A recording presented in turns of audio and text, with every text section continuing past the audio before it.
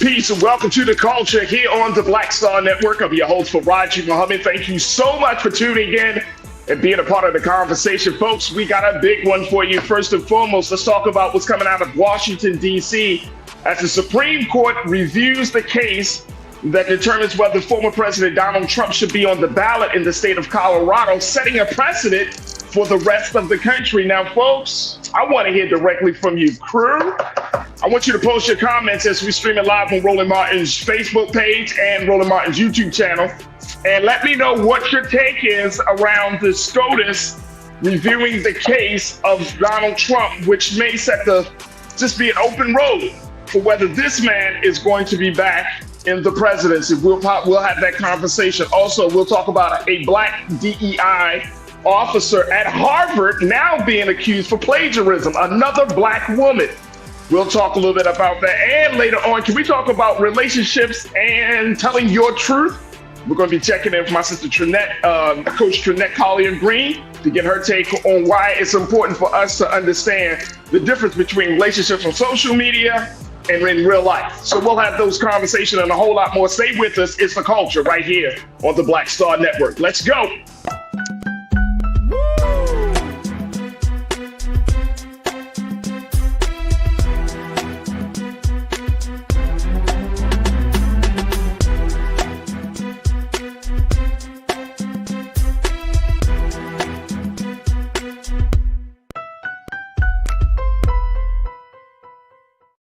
All right, folks, welcome to the culture here on the Black Star Network. I'm your host, Farajii Muhammad. Thank you so much for tuning in and being part of the conversation. Happy Thursday, folks. Happy Thursday. We're almost at the end of the week, but what a week it has been. And today is a major, major day in Washington, D.C. as the Supreme Court determines whether the former President Donald Trump should be allowed to be on the Colorado ballot and on other ballots across the country. Now, as we have this conversation, got to let you know we are streaming live right now on our home website at blackstarnetwork.com. Download the app for free. Follow us on social media at Black Star Network. And we ask for your continued donation. Yesterday, we got a nice little set of donations from Al Goodwin and our brother Vincent Morales, who gifted 5 donations, 5 memberships for the Bring the Phone fan club. So, brother Vincent, thank you as always for being so supportive of us. And folks, you can do the same. Just go to our website today and check us out there at blackstarnetwork.com. Also, we are streaming live on Amazon News or your Fire TV, on Amazon Prime Video. You can find us there. Just find us on the Prime Video app under Live TV, The News, or find us on Amazon.com under Prime Video, then Live TV, The News. We're also streaming on Freevee Network. You can find us on now under News and on Plex TV 24 hours a day, 7 days a week.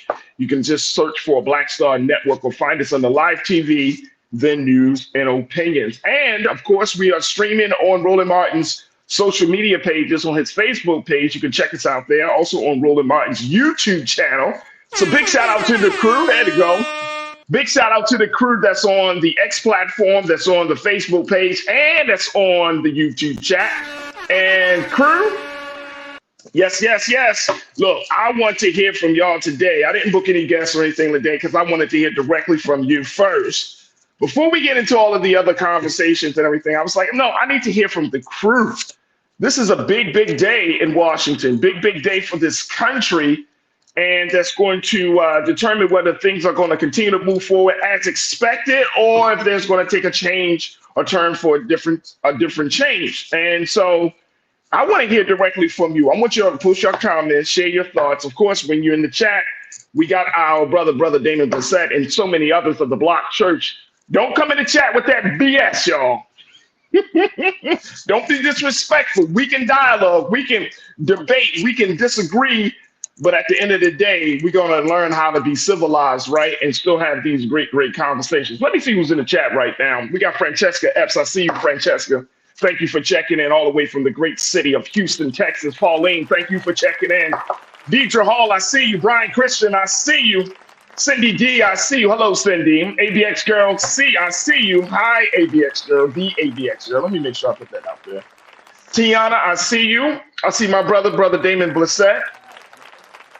The great pastor. Who else we got? Mingley Natasha Surge. I see you. TC Cook. Hi, TC. Good to connect with you once again. You don't like my music? I know you don't like my music. You already going in.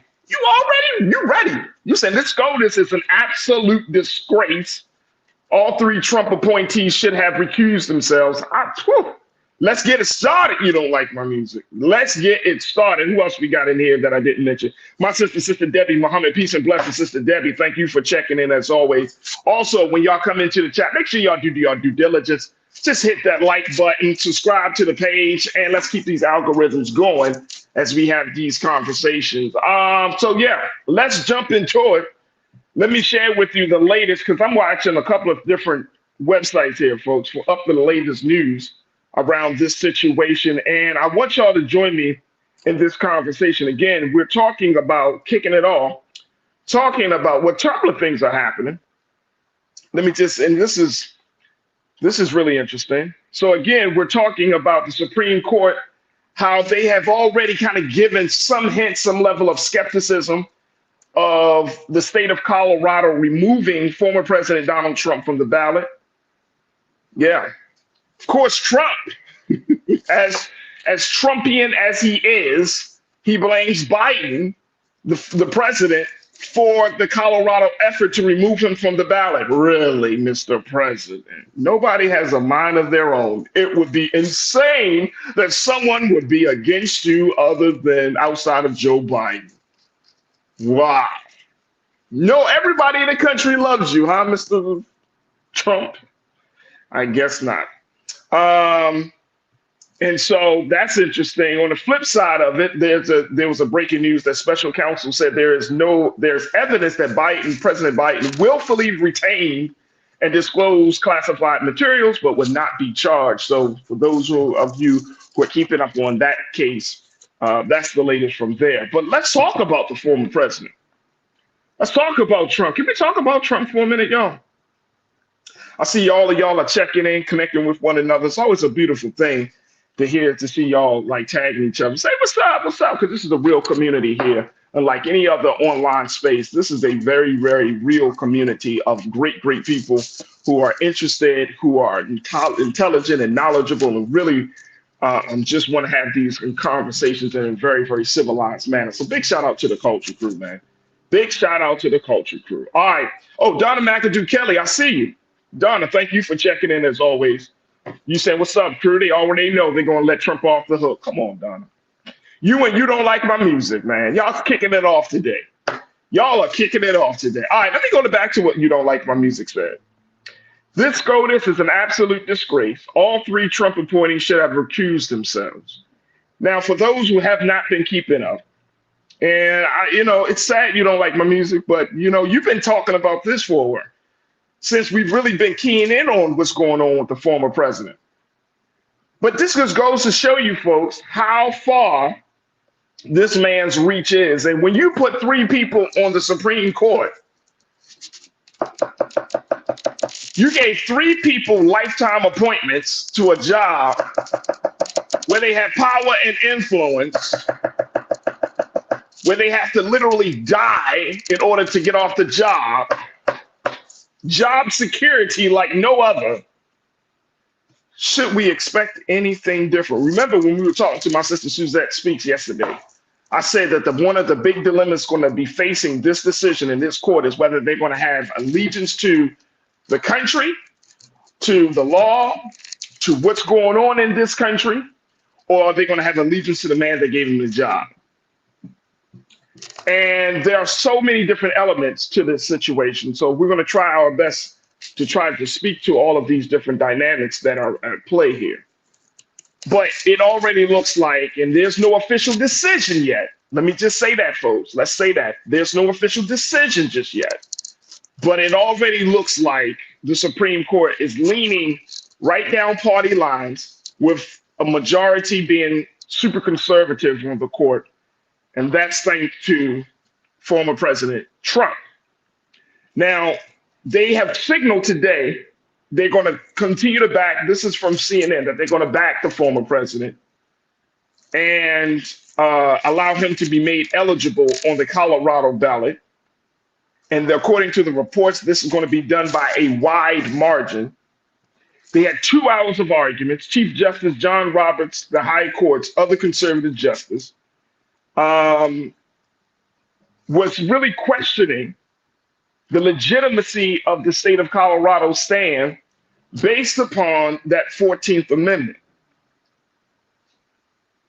That 14th Amendment, that amendment that speaks to how a president may find himself disqualified as a result of some level of insurrection. And let me just share with you very quickly, then we're going to take our first pause. The amendment's key provision, Section 3 says in part, no person shall hold any office under the United States who, having previously taken an oath to support the Constitution of the United States, shall have engaged in insurrection or rebellion against the same, or given aid or comfort to the enemies thereof. That was great. So we're going to talk a little bit about this. Let me take a quick pause. When we come forward, we'll have this conversation. And we're going to take a pause. I want to hear what you got to say. Join us in the chat right now as we're streaming live on Roland Martin's YouTube channel, as we're streaming live on Roland Martin's page. Stay with us. It's The Culture here on the Black Star Network.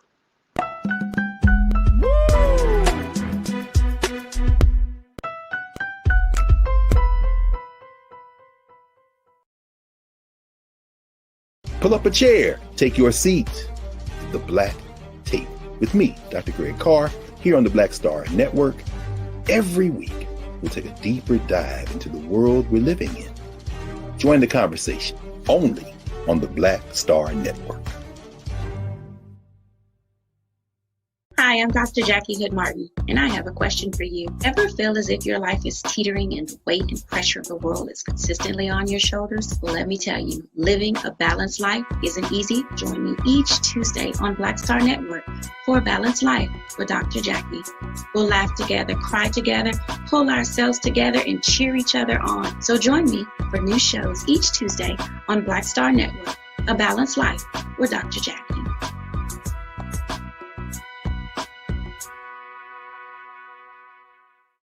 Don't you think it's time to get wealthy? I'm Deborah Owens, America's Wealth Coach, and my new show on the Black Star Network focuses on the things your financial advisor or bank isn't telling you. So watch Get Wealthy on the Black Star Network.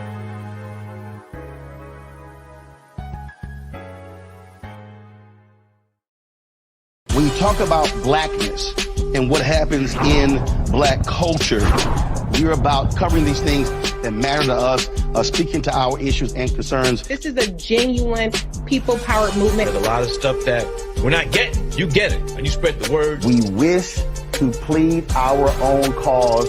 Too long have others spoken for us. We cannot tell our own story if we can't pay for it. This is about covering us. Invest in black-owned media. Your dollars matter. We don't have to keep asking them to cover our stuff. So please support us in what we do, folks. We want to hit 2,000 people, $50 this month, raise $100,000. We're behind $100,000, so we want to hit that. Y'all money makes this possible. Checks and money orders go to P.O. Box 57196, Washington, D.C. 20037-0196. The Cash App is $RM Unfiltered. PayPal is R Martin Unfiltered. Venmo is RM Unfiltered. Zelle is Roland at RolandSMartin.com. Hatred on the streets, a horrific scene, a white nationalist rally that descended into deadly violence. White people are losing their damn minds. Some angry pro-Trump mob storms the U.S. Capitol. We're about to see the rise of what I call white minority resistance. We have seen white folks in this country who simply cannot tolerate black folks voting. I think what we're seeing is the inevitable result of violent denial. This is part of American history. Every time that people of color have made progress, whether real or symbolic, there has been what Carol Anderson at Emory University calls white rage as a backlash. This is the rise of the Proud Boys and the Boogaloo Boys. America, there's going to be more of this. Here's all the Proud Boys, guys. This country is getting increasingly racist in its behaviors and its attitudes because of the fear of white people. The fear that they're taking our jobs, they're taking our resources, they're taking our women. This is white fear.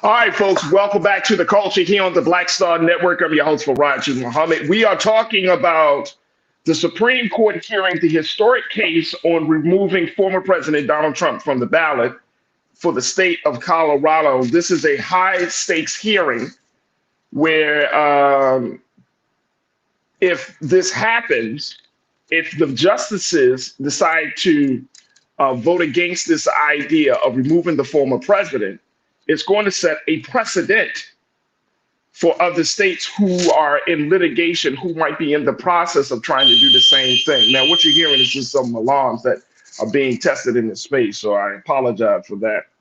But we're going to get through it anyway.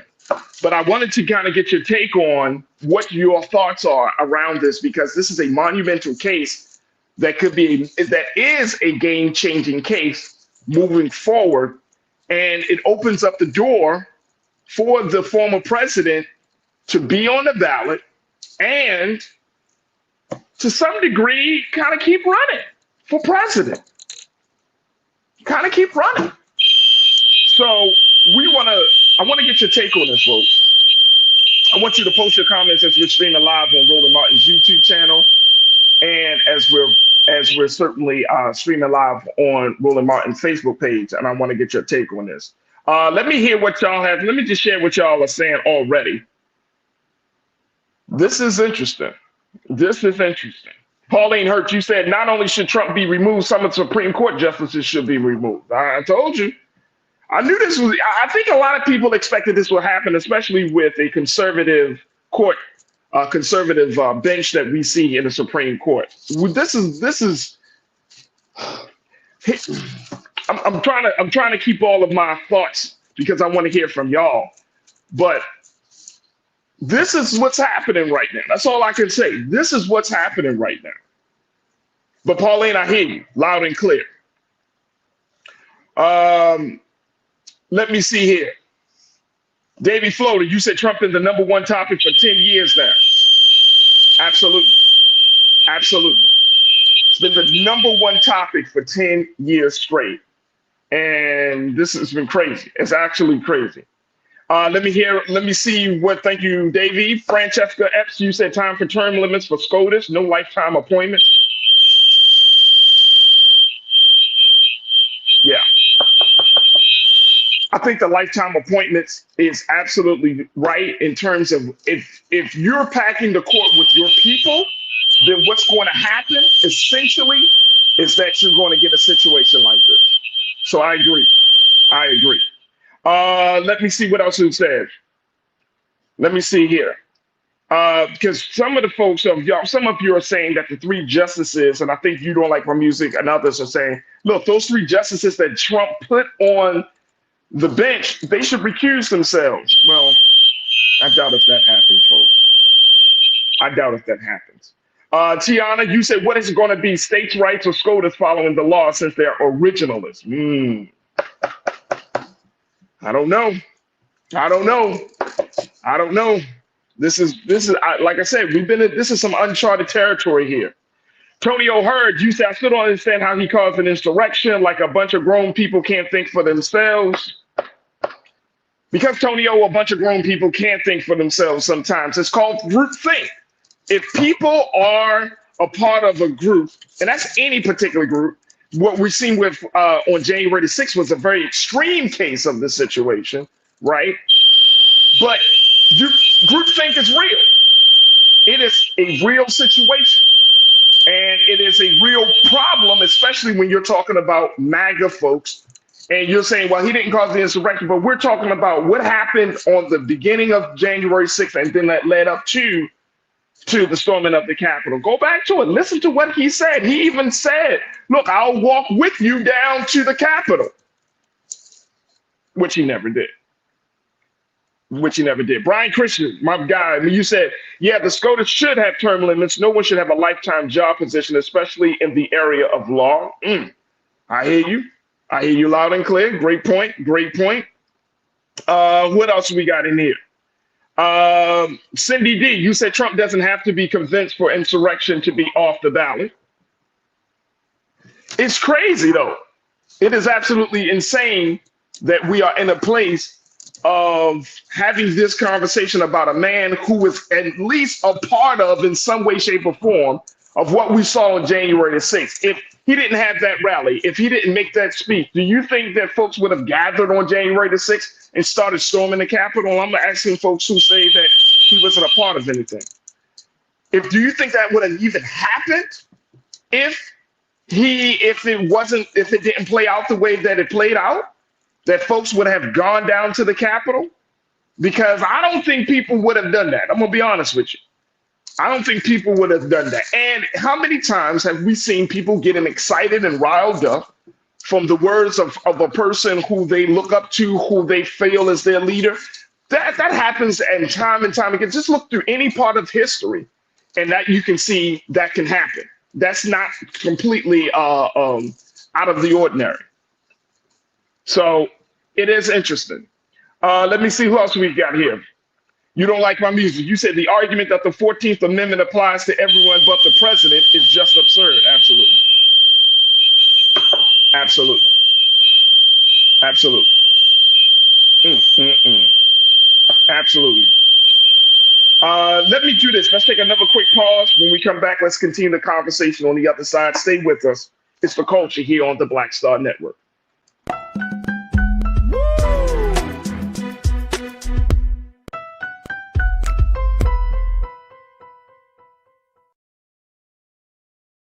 Pull up a chair, take your seat to the Black Tape with me, Dr. Greg Carr, here on the Black Star Network. Every week, we'll take a deeper dive into the world we're living in. Join the conversation only on the Black Star Network. Hi, I'm Dr. Jackie Hood Martin, and I have a question for you. Ever feel as if your life is teetering and the weight and pressure of the world is consistently on your shoulders? Well, let me tell you, living a balanced life isn't easy. Join me each Tuesday on Black Star Network for A Balanced Life with Dr. Jackie. We'll laugh together, cry together, pull ourselves together, and cheer each other on. So join me for new shows each Tuesday on Black Star Network, A Balanced Life with Dr. Jackie.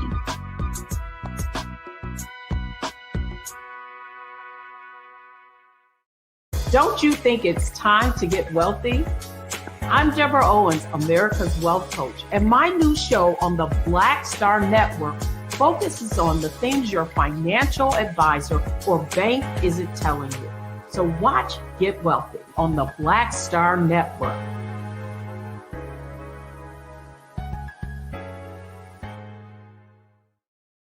When you talk about blackness and what happens in black culture, you're about covering these things that matter to us, speaking to our issues and concerns. This is a genuine people-powered movement. There's a lot of stuff that we're not getting. You get it, and you spread the word. We wish to plead our own cause. Too long have others spoken for us. We cannot tell our own story if we can't pay for it. This is about covering us. Invest in black-owned media. Your dollars matter. We don't have to keep asking them to cover our stuff. So please support us in what we do, folks. We want to hit 2,000 people, $50 this month, raise $100,000. We're behind 100,000, so we want to hit that. Y'all money makes this possible. Check some money orders. Go to P.O. Box 57196, Washington, D.C. 20037-0196. The Cash App is $RM Unfiltered. PayPal is R Martin Unfiltered. Venmo is RM Unfiltered. Zelle is Roland@RolandSMartin.com. Hatred on the streets, a horrific scene, a white nationalist rally that descended into deadly violence. White people are losing their damn minds. As an angry pro-Trump mob storms the U.S. Capitol, we're about to see the rise of what I call white minority resistance. We have seen white folks in this country who simply cannot tolerate black folks voting. I think what we're seeing is the inevitable result of violent denial. This is part of American history. Every time that people of color have made progress, whether real or symbolic, there has been what Carol Anderson at Emory University calls white rage as a backlash. This is the rise of the Proud Boys and the Boogaloo Boys. America, there's going to be more of this. Here's all the Proud Boys, guys. This country is getting increasingly racist in its behaviors and its attitudes because of the fear of white people. The fear that they're taking our jobs, they're taking our resources, they're taking our women. This is white fear.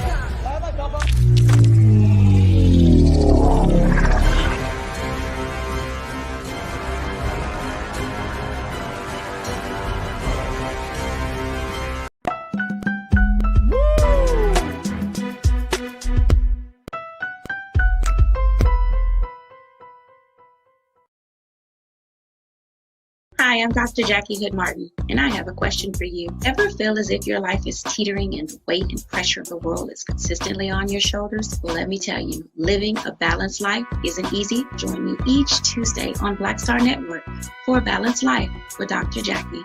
We'll laugh together, cry together, pull ourselves together, and cheer each other on. So join me for new shows each Tuesday on Black Star Network, A Balanced Life with Dr. Jackie.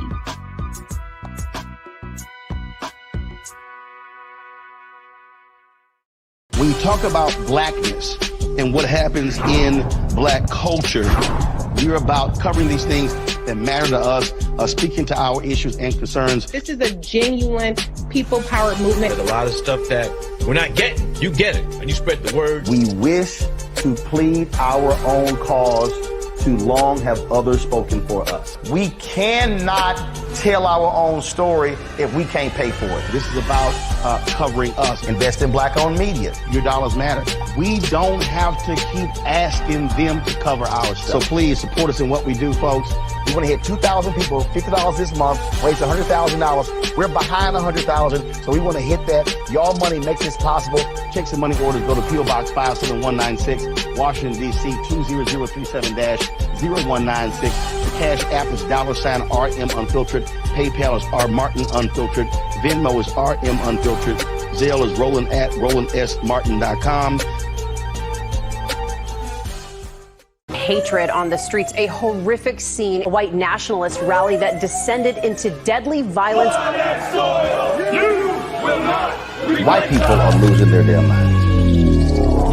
As an angry pro-Trump mob storms the U.S. Capitol, we're about to see the rise of what I call white minority resistance. We have seen white folks in this country who simply cannot tolerate black folks voting. I think what we're seeing is the inevitable result of violent denial. This is part of American history. Every time that people of color have made progress, whether real or symbolic, there has been what Carol Anderson at Emory University calls white rage as a backlash. This is the rise of the Proud Boys and the Boogaloo Boys. America, there's going to be more of this. Here's all the Proud Boys, guys. This country is getting increasingly racist in its behaviors and its attitudes because of the fear of white people. The fear that they're taking our jobs, they're taking our resources, they're taking our women. This is white fear.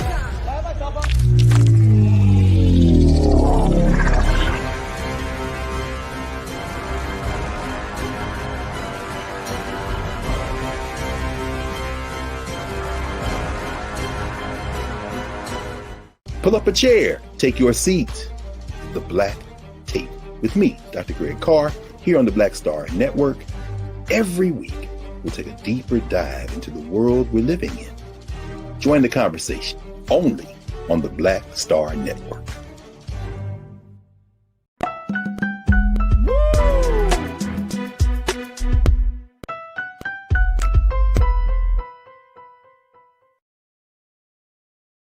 Hatred on the streets, a horrific scene, a white nationalist rally that descended into deadly violence. White people are losing their damn minds. as an angry pro-Trump mob storms the U.S. Capitol. We're about to see the rise of what I call white minority resistance. We have seen white folks in this country who simply cannot tolerate black folks voting. I think what we're seeing is the inevitable result of violent denial. This is part of American history. Every time that people of color have made progress, whether real or symbolic, there has been what Carol Anderson at Emory University calls white rage as a backlash. This is the rise of the Proud Boys and the Boogaloo Boys. America, there's going to be more of this. Here's all the Proud Boys, guys. This country is getting increasingly racist in its behaviors and its attitudes because of the fear of white people. The fear that they're taking our jobs, they're taking our resources, they're taking our women. This is white fear.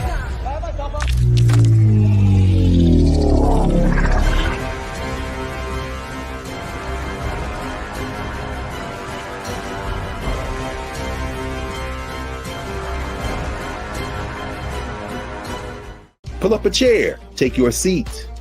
The Black Tape with me, Dr. Greg Carr, here on the Black Star Network. Every week, we'll take a deeper dive into the world we're living in. Join the conversation only on the Black Star Network. When you talk about blackness and what happens in black culture, we're about covering these things that matter to us, speaking to our issues and concerns. This is a genuine people-powered movement. There's a lot of stuff that we're not getting. You get it, and you spread the word. We wish to plead our own cause. Too long have others spoken for us. We cannot tell our own story if we can't pay for it. This is about covering us. Invest in black-owned media. Your dollars matter. We don't have to keep asking them to cover our stuff. So please support us in what we do, folks. We want to hit 2,000 people, $50 this month, raise $100,000. We're behind 100,000, so we want to hit that. Y'all money makes this possible. Checks and money orders go to P.O. Box 57196, Washington, D.C. 20037-0196. The Cash App is $RM Unfiltered. PayPal is R Martin Unfiltered. Venmo is RM Unfiltered. Zelle is Roland@RolandSMartin.com.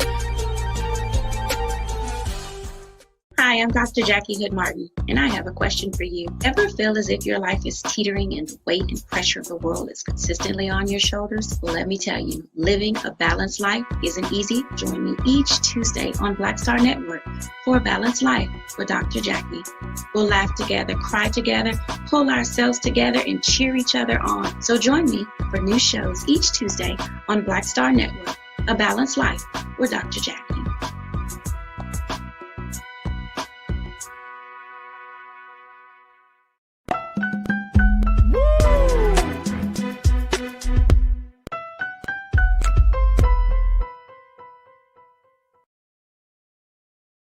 Hi, I'm Dr. Jackie Hood Martin, and I have a question for you. Ever feel as if your life is teetering and the weight and pressure of the world is consistently on your shoulders? Well, let me tell you, living a balanced life isn't easy. Join me each Tuesday on Black Star Network for A Balanced Life with Dr. Jackie. We'll laugh together, cry together, pull ourselves together, and cheer each other on. So join me for new shows each Tuesday on Black Star Network, A Balanced Life with Dr. Jackie.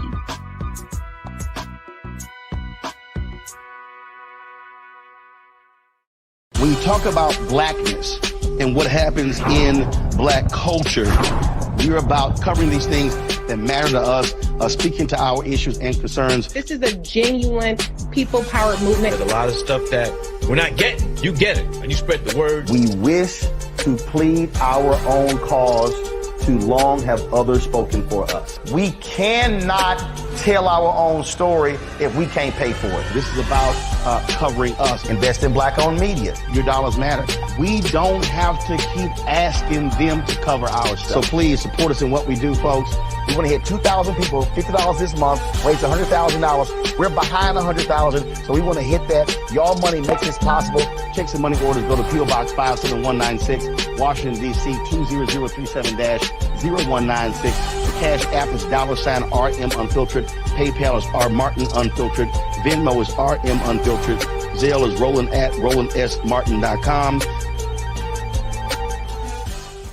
Hatred on the streets, a horrific scene, a white nationalist rally that descended into deadly violence. White people are losing their damn minds. As an angry pro-Trump mob storms the U.S. Capitol, we're about to see the rise of what I call white minority resistance. We have seen white folks in this country who simply cannot tolerate black folks voting. I think what we're seeing is the inevitable result of violent denial. This is part of American history. Every time that people of color have made progress, whether real or symbolic, there has been what Carol Anderson at Emory University calls white rage as a backlash. This is the rise of the Proud Boys and the Boogaloo Boys. America, there's going to be more of this. Here's all the Proud Boys, guys. This country is getting increasingly racist in its behaviors and its attitudes because of the fear of white people. The fear that they're taking our jobs, they're taking our resources, they're taking our women. This is white fear.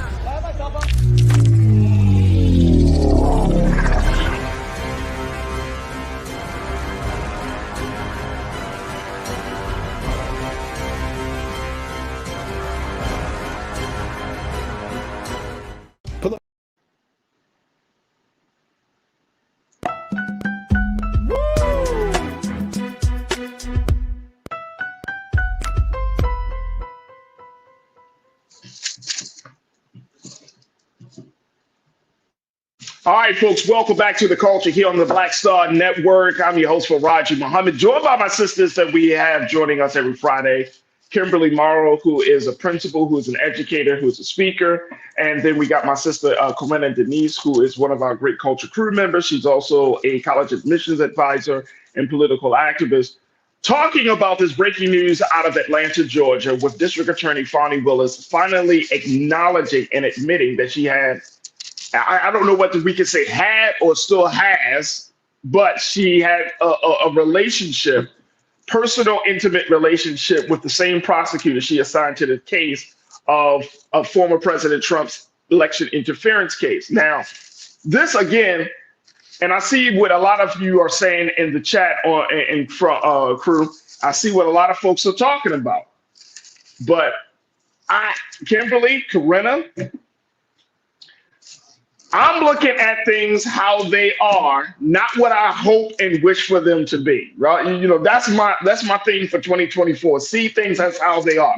How they are is that even though that this is two separate issues, one is a personal issue and the other one deals with the state of democracy, it still comes down to ethics and good judgment.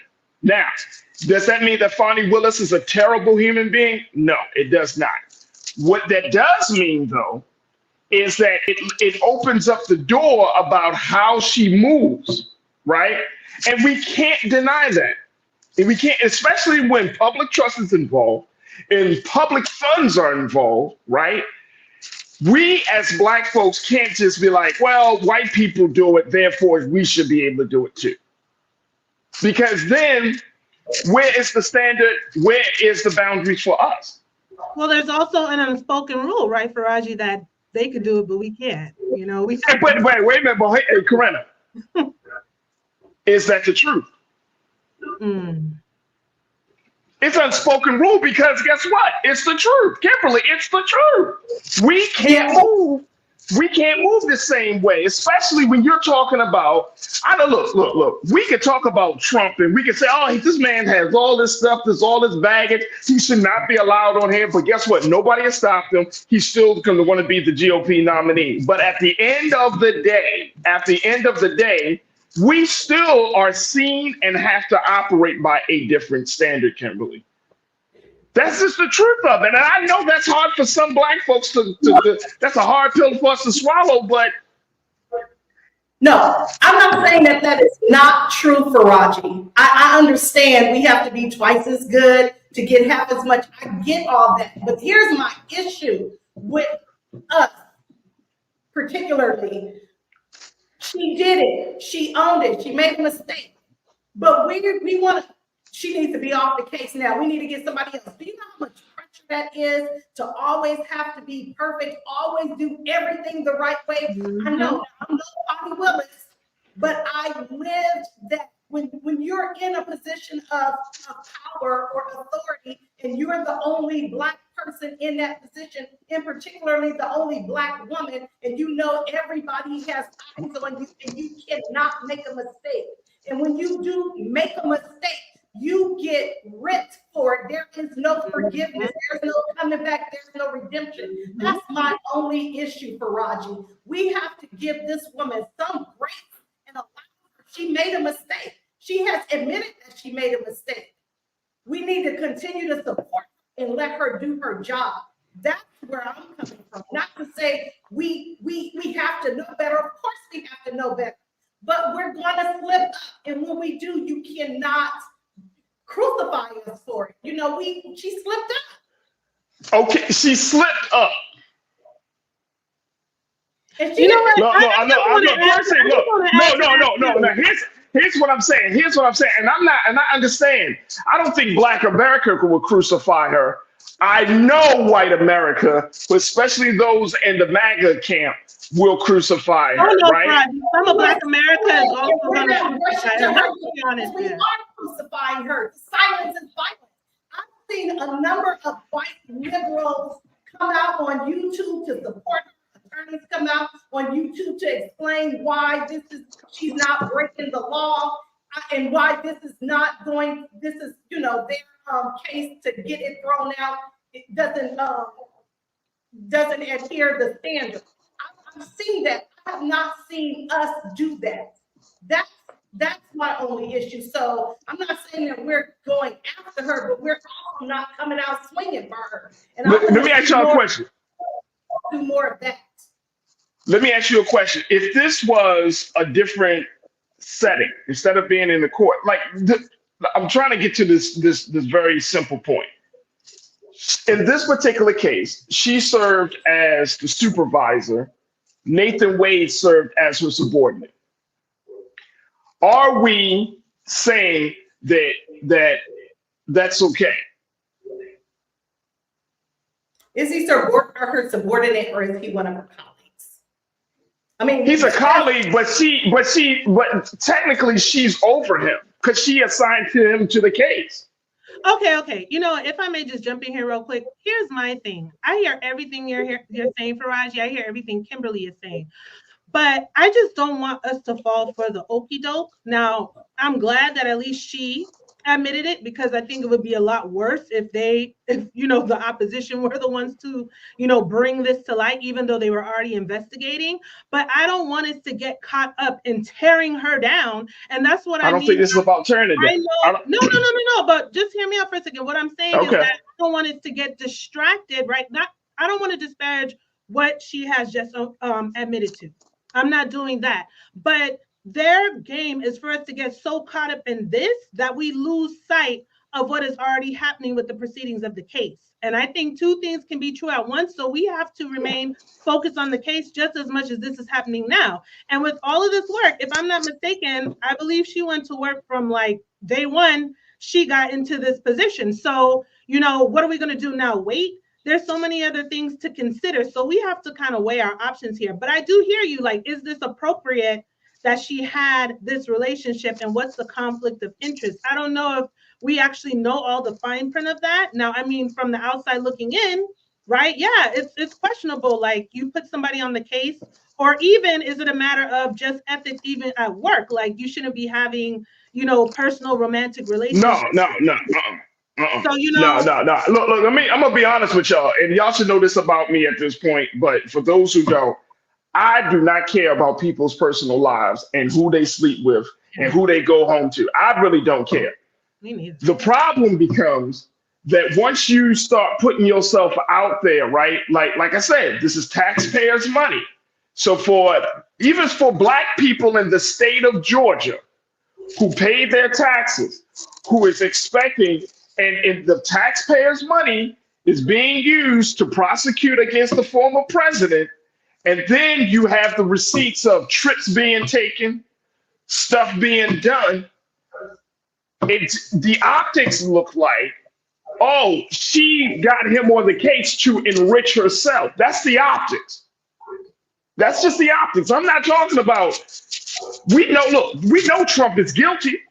We already know that. But now I'm saying this is a lesson for Black America at this point.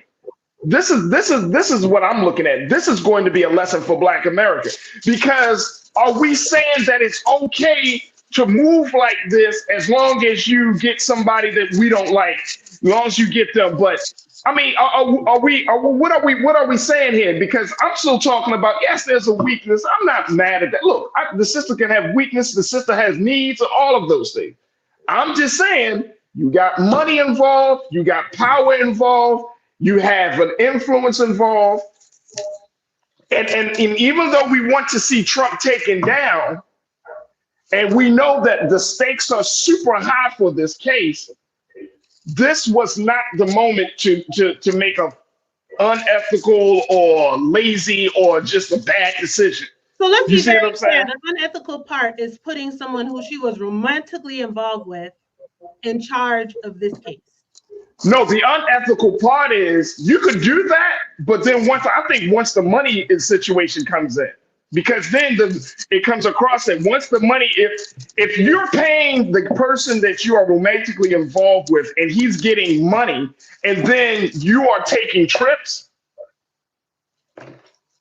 So I have a question. So if you're paying me, the Fulton County gave him a check, his law firm a check, he received compensation for his job. So now we dictate what he does with his money, with his salary. I'm confused here. What, I can't take a trip and spend my money on what I want to spend my money on? But let me ask you a question. Would you have gotten, here's the thing, Cordo. Wait a minute, hold on, Kimberly, real quick. Do you think Mr. Wade would have been put on this case if Fonnie Willis was not overseeing this particular case? Based on his limited, they're saying, and again, we don't know because we're not in the space, but they're saying because of his limited experience in handling high-profile racketeering cases such as this, if Fonnie wasn't on this particular case, would Nathan Wade been chosen? Well, here's what the research that I've been doing has been told me that number one, he has experience. He's been a judge, but these racketeering cases are not cases in which many attorneys have tried. So this is a new case that you're not going to find a lot of attorneys who've tried this type of case anyway. And the fact that many attorneys turned her down because of the Trump base who goes after them and threatens them. So it's a catch-22 situation. Maybe she hired him because a lot of people said no. I think that is something to take into account. We will have to see, Kimberly, to be honest with you, we will have to see, right? And how they painting this picture too. That's what I'm saying. Like, I think there's just so many things that you have to look at it all around. And I think Kimberly brought up a good point. Maybe he wasn't the first choice, but considering how everyone is threatening, you're fearful for your life, all of those things played a factor. Maybe he was the one who was willing to. Now, I'm not saying that makes it okay or it doesn't. But what I am saying is that is very much a reality. And I think it's something we have to take into consideration. But furthermore, Farajii, and I'm just going to end here, I struggle with this because I still need to know more. I mean, I was just reading this morning that Justin Jones, the GOP legislature in Tennessee, they want him to resign because he wouldn't lead the Pledge of Allegiance. I mean, they just gonna find any way. And so that's my point. Hey, Coretta, and that's my point. That is my point. Look, man. Look. That's my point exactly. Because it's just so much. There's too much at stake, right? There's so much that we are battling right now. And I'm not saying that people can't make mistakes. I'm really not saying it. I'm just saying that it's so much at stake here. If Justin Jones, just an example you just provided, if Justin Jones can be scrutinized for not saying the Pledge of Allegiance, if Claudine Gay can get kicked out supposedly, allegedly for plagiarism, even though Harvard said that wasn't the case, but the big time donors said no, she needs to be moved. She needs to be moved. This is all allegations. And these are small allegations compared to this, right? There was no money. There was no, it wasn't any of that. But in this particular case, I think, and this is the part, I think that taxpayers' money piece is the big part of it. And look, and look, here's the thing. And I'm saying for us as Black folks in this country, we can't talk about somebody's character on the other side. But then when we have character defects, when we have shortcomings, we try to be like, well, everybody makes mistakes. You see what I'm saying? Like that's just like either we're going to be held up to the same standard of character. And I'm not talking about Donald Trump. I'm just saying in general, right? I'm talking about we are supposed to be the folks that saying like, look, this doesn't happen. Because what do you tell the next generation of district attorneys and prosecutors, black district attorneys and prosecutors, who now is seeing this, who's in law school, right? What do you say to them? Well, this person was prosecuting Donald Trump, so therefore they should get a pass. They shouldn't be punished, or they shouldn't be scrutinized or criticized. Like, what do you say to the next generation of legal minds on how to handle your power and how to handle the responsibilities of your office? What do you say to them? Well, this is true. I mean, I'm serious. I'm not trying to. I'm being serious because I'm conflicted too. I'm like, damn. Like, honestly, that's how I feel. I feel like, damn. Yeah, like, damn. Like, this is just another, But see, this wasn't a slip up. See, that's the only thing. This wasn't a slip up. This wasn't, and that's the part about it. Because I don't think, based upon the reports, and y'all tell me if I'm wrong with this, y'all. Based upon the reports, when she assigned that man to this case, the next day he filed for divorce. So that means they had already had an ongoing conversation or whatever. Now, the nature of the divorce and all of that, he could have been separated from his wife. So that doesn't carry much weight for me. They could have been living separate lives for a long time, and then he finally did the paperwork. So I'm not tripping about that. But I'm just simply saying that it's the optics of everything. It just comes across as like, damn, man. Like, you can't, like, what we struggle with good character in Black America because of the taint of what white America has done to us, right? We struggle with that, and I see that, and I know that we struggle with that because we use the metric of, well, if white people can do it, then we should be allowed to do it. And that's a real struggle for a lot of us in this country as Black folks. I think everyone uses that metric, Farajii. I'll push back on there a little bit. I don't think everyone uses that. I don't think everybody they do it. We can do it. Yeah. We should be. That's how it should be. But unfortunately, we've suffered the consequences too many times to know that we can't. And I'm just saying forgiveness. We forgive her that transgression. Let's not crucify the lady. Because she did not do anything to hinder the case, to hurt the case. That was not, I don't believe that was her intention. So I think we need to move past this and let's focus on the big picture, which is the case that. Yeah. So we're saying that is the proof too. We gotta get the proof. She admitted, but I mean, we need to see the proof first, and we need to clarify who. Well, if she admitted, I mean, what other proof is it? If you say you did it, you said you did it. Like, I mean, because I'm not saying it's not serious, but how is this going to be moving forward? Are they going to assign someone else? Like, what's the next step? But that's what I think. That's what needs to be determined. I think that's what needs to be determined. Now, again, I think these are two separate issues. I don't think that they related to anything, except in the fact of it's and Kimberly, tell me if I'm wrong with this, but it's hard for me to believe that when you see an opportunity like this come up, right? As the district attorney and you need a prosecutor, she chose actually three. She chose two other folks along with Mr. Wade in this case, right? Right. But why didn't you just choose a third person and not even brought him into the situation? I mean, seriously. That way, this don't even have to be an issue.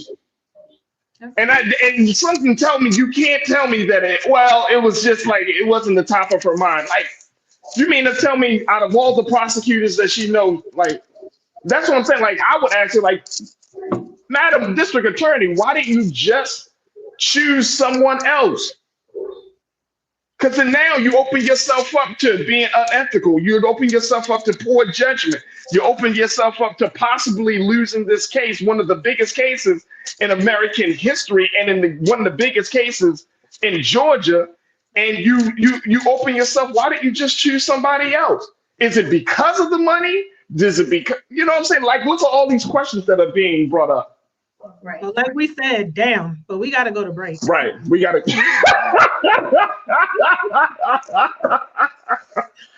Let's go to break. Let's take a quick pause. Stay with us. It's The Culture here on the Black Star Network.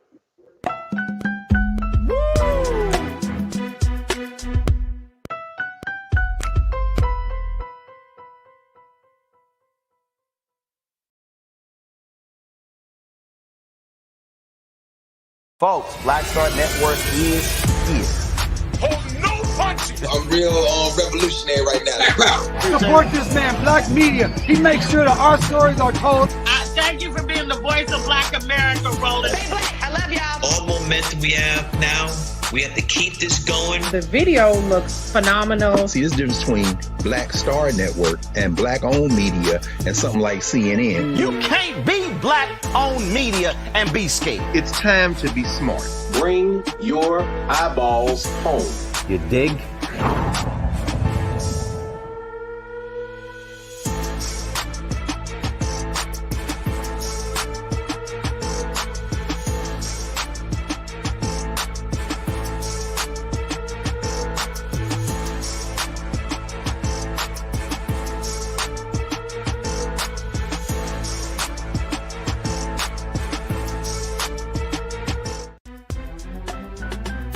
I'm Farajii Muhammad, live from LA.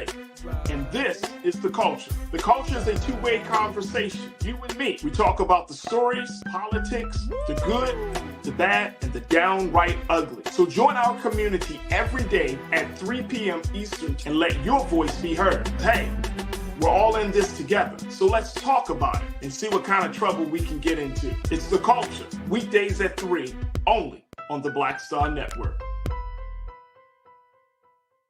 When you talk about blackness and what happens in Black culture, we're about covering these things that matter to us, speaking to our issues and concerns. This is a genuine people-powered movement. There's a lot of stuff that we're not getting. You get it, and you spread the word. We wish to plead our own cause.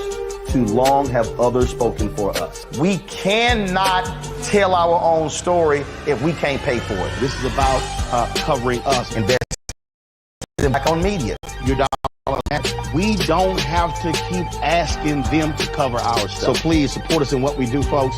We want to hit 2,000 people, $50 this month, raise $100,000. We're behind 100,000, so we want to hit that. Y'all money makes this possible. Check some money orders. Go to P.O. Box 57196, Washington, D.C. 20037-0196. The Cash App is $RM Unfiltered. PayPal is Martin Unfiltered. Venmo is RM Unfiltered. Zelle is Roland at RolandSMartin.com.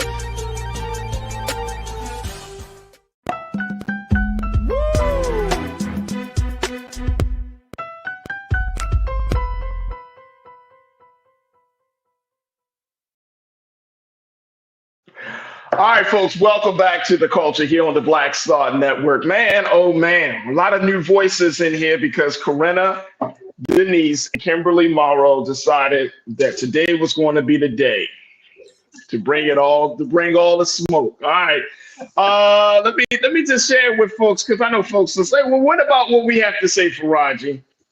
Mala, right. Mala. What did you say, Mala? Farajii, you are working yourself on this one. You cannot tell Nathan how to spend his money. The more you hype the story, the more you fall for the distraction. Mm-hmm. The okie dokie. Sorry, Farajii. Okay. I don't mind taking the hits, but look, trust and believe that this is going to be weaponized. Trust and believe this is going to be weaponized. Well, you know. Do we? No. Hold on. Corinna, you said we know. No, seriously, do we? Because we've seen people go down for less. I mean, I think that's why you're seeing the reactions you do in the chat, right? And why there's such an uproar and upset, because we know that the opposition is just looking for any opportunity to blow it up. And unfortunately, this is true. So it's like, damn, it sticks even more, right? So I think that's what has everyone on edge. You know. Do you feel like? Let me ask you this. Let me ask y'all this. Do you think she served herself up on a silver platter with this one? I need more information. I don't want to speak, you know, I'm transparent. I'm gonna tell you if I know, if I don't know, or if I need to learn more about it. You know, I want to speak with wisdom on the matter. I don't want to just put things out there. So okay, Kimberly, do you think she served herself up on a silver platter? You know, I support my sister, but I do think I support it too. She took some missteps on this one. Yeah. Yeah. She did. I'm not gonna. Yeah, she did. She kind of stepped on a landmine a little bit, right? I would say she took a little bit. And look, trust me, and I don't get, and for anybody that may be confused, I don't get no joy out of talking about the sister. Again, I tell y'all, I'm from Baltimore. I am from a place where we've had 3 Black women going down for making unethical decisions. 3: Marilyn Mosby, Sheila Dixon, and Catherine Pugh. If you don't know who they are, and these were, Marilyn Mosby was our former state's attorney. Sheila Dixon and Catherine Pugh were our mayors. I'm from that city where those type of issues came up, right? Catherine Pugh was selling books and creating this whole scheme for money as mayor. Sheila Dixon had an issue because of a relationship that she had that led to her getting some unsolicited gift cards, and that was the fall of her. I'm from that same place, y'all. So I've seen Black women getting caught up in these moments of weakness, which we all have. But we do got to understand that from a public servant, public office perspective, it's like you stepping on a landmine. You gotta, and I hate to say it, but you gotta cross your eye, dot your I's and cross your T's. You know what I'm saying? And even if you don't even do it all perfectly, there is still, you still have to make sure, like, if I do this, is it going to cause this type of blowback? I guess my thing too is like, let's acknowledge it, and we still need to move forward in the sense of, I still need this case to happen. Like that's where I stand with it. And let's be honest, aside from in a red state, here's the thing, in a red state, Corinna, in the red state of Georgia, let's talk the politics about this. In the red state of Georgia, come on, talk to me, y'all. Y'all know this is in the midst of what's happening. They're trying to get this thrown out altogether. So it's not going to stop at, oh, it's just not appropriate for her to be over this case. They're trying to rid of it altogether. And so that's where I'm saying we have to be very clear about what is happening here. We need this case to still happen, whether it's Fannie or somebody else. It still needs to happen. So I think we just need to be vigilant of that here. We can't lose sight of that and understand what the end game is, that unfortunately these things with her and Miss Wade turned out to be true. They want to rid of the case altogether. So we can't get so caught up now and what she admitted to, that while we're so caught up crucifying her and tearing her down, the case is about to be over and done with. So that's all I'm saying. Who do you think Kimberly will tear her down? Will you think it'll be Black folks or will it be the powers that be in the state of Georgia? I think it'll be the powers that be in the state of Georgia, but I feel like Black folks have a wonderful opportunity to step up and support her. So what I said was, I'm not saying that we're tearing her down, but I don't hear us racing to her support as well. I don't hear her being vocal. I don't see the posts where people are, I stand with Bonnie. So that's what I would like to see more of. I like to see us do that. I like to see us take this sister and say, okay, she did that. We're going to forgive her. We want her to get this win with this court case. And I really believe we need to support her right now, because again, what she did is not enough to get the case dismissed. The allegation does not stand the sniff test. Under Georgia law, that is not going to pass enough. So we need to support her. We need to stop being distracted by this grift, this game that the other side is trying to pull on us right now. And we really need to stand with her and let her take this case forward. Now, Wade, on the other hand, I think it would be good for the optics' sake if he resigned. That's just my 2 cents. So you're saying that he should resign and she stays on the case, which it sounds like it could be a good compromise, a good alternative, right? But he should resign. That way the optics look good. I think he should step down. Yeah. somebody else in there. That way we're not distracted by the two of them. We can move forward with this case. Janelle, you checked in and said the metric being used against her is that she's supposed to be perfect, and then they still find a way to belittle her. The stereotype of a Black woman's sexuality as abnormal is winning. Here's my only pushback. If she would have not brought the man on the case, and we wouldn't have even been talking about this. We would have been talking about something though. It might not have been this. Not about her personal relationship.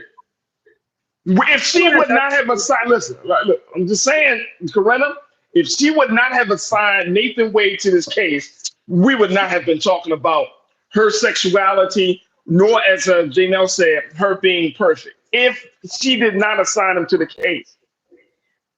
I'm gonna push back on that, Farajii. And when we come back, I'll tell you why I'm gonna push back on that. All right, push back. Bring the smoke, Kimberly. I love it. I'm serious. Like, I don't mind it. Let's bring the smoke. But I don't think if he wasn't on the case, I don't think that this would have been a discussion. Folks, we got to take another pause. Stay with us. It's the culture here on the Black Star Network.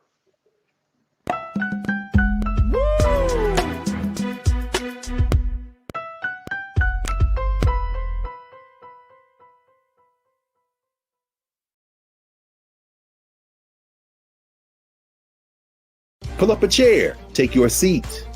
The Black Tape with me, Dr. Greg Carr, here on the Black Star Network. Every week, we'll take a deeper dive into the world we're living in. Join the conversation only on the Black Star Network.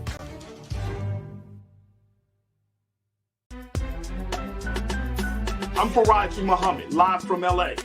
And this is The Culture. The Culture is a two-way conversation. You and me. We talk about the stories, politics, the good, the bad, and the downright ugly. So join our community every day at 3 p.m. Eastern and let your voice be heard. Hey, we're all in this together. So let's talk about it and see what kind of trouble we can get into. It's The Culture, weekdays at 3, only on the Black Star Network. When you talk about blackness and what happens in Black culture, we're about covering these things that matter to us, speaking to our issues and concerns. This is a genuine people-powered movement. There's a lot of stuff that we're not getting. You get it, and you spread the word. We wish to plead our own cause. Too long have others spoken for us. We cannot tell our own story if we can't pay for it. This is about covering us. Invest in Black-owned media. Your dollars matter. We don't have to keep asking them to cover our stuff. So please support us in what we do, folks. We want to hit 2,000 people, $50 this month, raise $100,000. We're behind 100,000, so we want to hit that. Y'all money makes this possible. Check some money orders. Go to P.O. Box 57196, Washington, D.C. 20037-0196. The Cash App is $RM Unfiltered. PayPal is R Martin Unfiltered. Venmo is RM Unfiltered. Zelle is Roland at RolandSMartin.com. Folks, Black Star Network is here. I'm real revolutionary right now. Support this man, Black media. He makes sure that our stories are told. Thank you for being the voice of Black America, Roland. Hey, Black, I love y'all. All momentum we have now, we have to keep this going. The video looks phenomenal. See, this difference between Black Star Network and Black-owned media and something like CNN. You can't be Black-owned media and be scared. It's time to be smart. Bring your eyeballs home. You dig?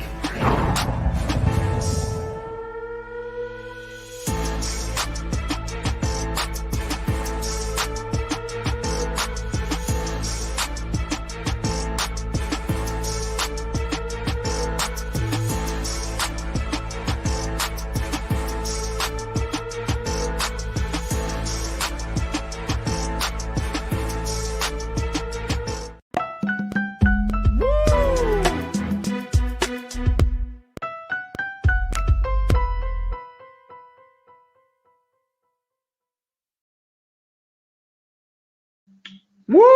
Welcome back to The Culture here on the Black Star Network. I'm your host, Farajii Muhammad. I should have worn a fire department suit or something, a hazmat suit, boy. Woo! You should already know. Y'all want to go in on me. Y'all want to roast me. That's cool, baby. Make sure you get the other side too. Just make sure you season both sides. That's cool. Let's do it. All right, so very quickly, Kimberly, you said that I said that if she didn't bring him onto the case, we probably wouldn't have this. And this is why, and I want y'all to ride with me on this example. Then Kimberly, I would love to get your take. There's the moment in the movie American Gangster, and this is based on the true retelling of the story of Frank Lucas.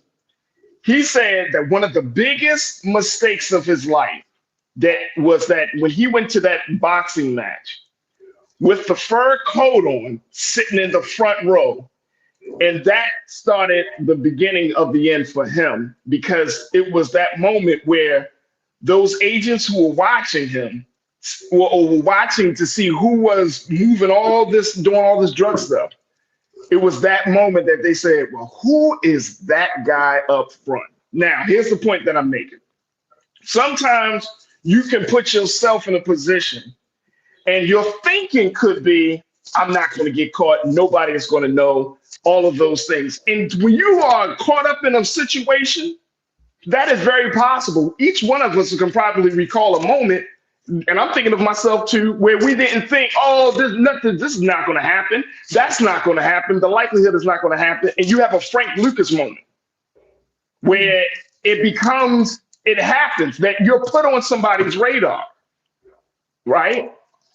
And knowing that this is a red state, knowing that this was a high profile case, it could have been somebody in our own office that could have gave that information to Mike Roman. It could have been somebody who didn't even like her. You see what I'm saying? Who knew about her situation? Because how did he find out? He just didn't. I mean, how would you have known that? Probably threatened somebody to give him the information.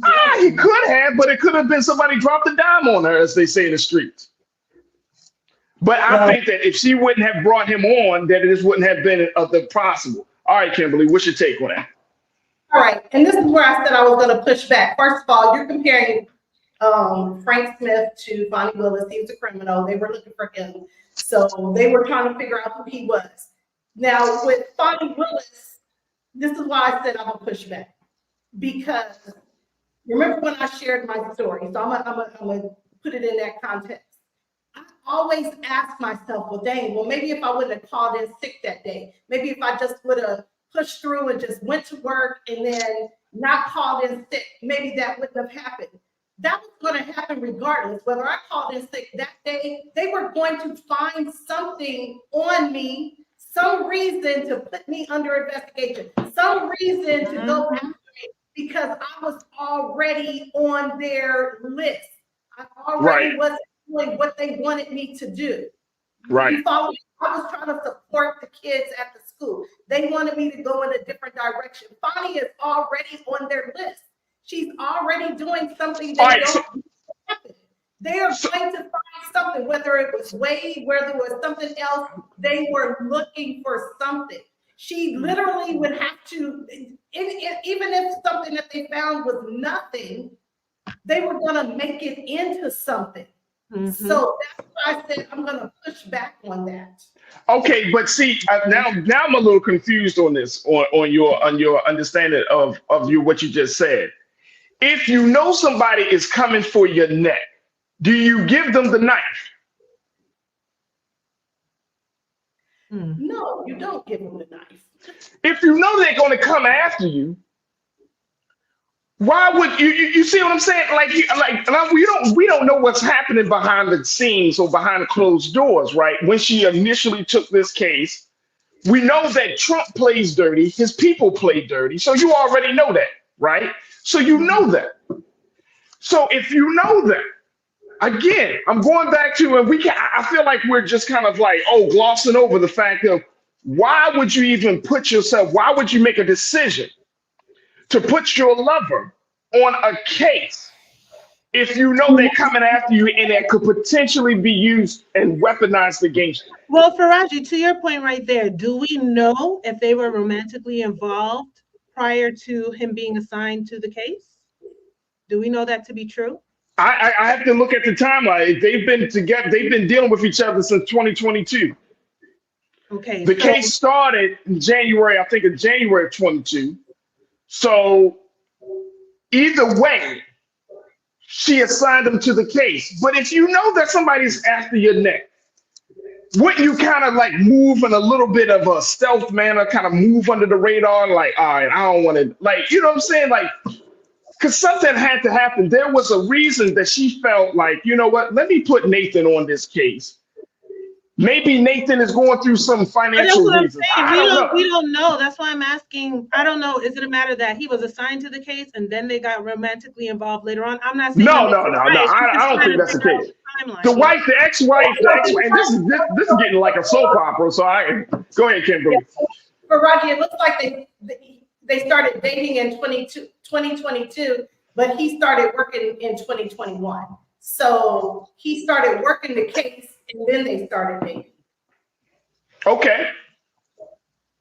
Does that change it a little bit for you? It does, because it will change if it, in terms of the timeline of when the beginning of the relationship started, it changes the motivation. So if that's the case, that's the case. But my point is, again, if you know that they're coming after you, even if after the case was assigned to him, they started getting romantic, they started getting a little close, she might have could have said, hey, look, man, we getting close, we intimate. Maybe you fall back a little bit on this. I get somebody else to do it, because this thing could get out of hand. It could blow up in our face. I mean, you mean to tell me, and I think Dwayne, we got so many people in the chat, but I think Dwayne checked in, Dwayne Johnson, I think his last name is. And he was like, you mean to tell me as a lawyer, he asked the question, you mean to tell me as a lawyer that you are unaware of all of these different dynamics at play? I can't, she's a brilliant woman. So I can't believe that. I can't believe she just had like, oh, I didn't know. Like, you're a district attorney. You are running one of the largest racketeering cases against one of the most controversial men on the planet. You mean to tell me you didn't, like, come on, y'all. Maybe it should have been like, wait, I got to take down Tangerine Tyrant first, and then, after. I'm gonna be. We can only speculate what she thought. Yeah. Right. We can only speculate what she thought, right? But I think for us as Black folks in this country, we do have to understand that, yes, there's a double standard, but two, that when it comes to character development, right? Like we can't, and I'm saying this including myself, like if we're going to get further along, and not for the sake of white America or for the sake of America, for the sake of ourselves and for the sake of our children and those coming behind us, we do have to hold ourselves accountable for these things, right? I feel like at this moment, folks want to rush through and say, okay, she did it, but let's get back to Trump. It's like, yo, she did this, and it could really pose a risk to this case. I'm sad. I'm disappointed by this, y'all. I'm serious. I'm disappointed by need this right now. We really no, hell no, we ain't need this right now. Hell no. And guess what? Because we're dealing with folks who don't play by the same rules, they may kick her off for this case. They may say, you know what? We need to retry this case because they don't play by the same rules. And guess what? We got to eat that as Black Americans because we're not in power in Georgia. At the end of the day, it does give them an opening for skill play, and it's just unfortunate. So yeah, damn. All right, let me go back to what folks are saying. Man, oh man, this is Boza Blick. You said definitely not a good look. Yvette, she knows there's a double standard. She let her freaking ego get in the way. Ooh. I don't know if it was ego. And are you making an opinion, Yvette? I'm just say it again, Corinna.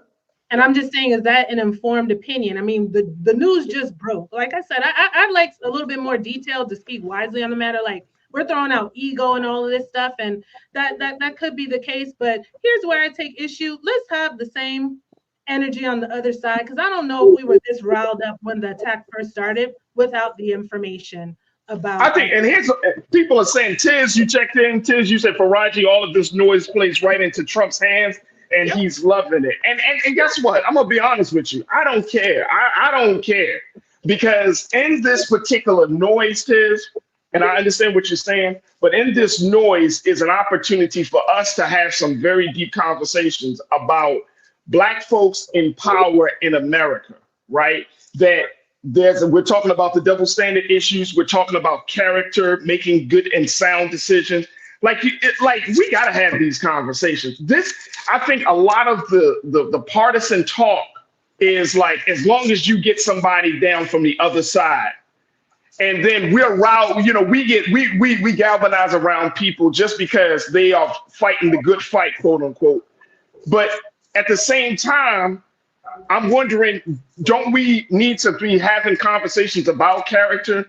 Because again, I come from Baltimore. I've seen this before. We've seen this on a national level with so many Black people in power that when we get into power and positions of influence, we start to move like we can move like that.